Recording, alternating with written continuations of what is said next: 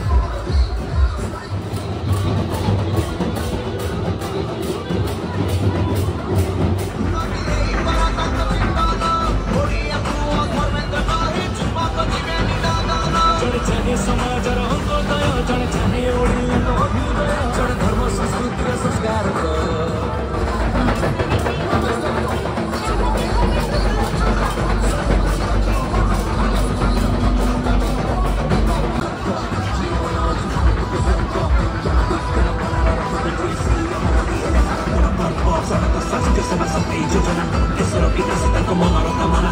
Los chacharos únicos que te cuidan, ahí nada se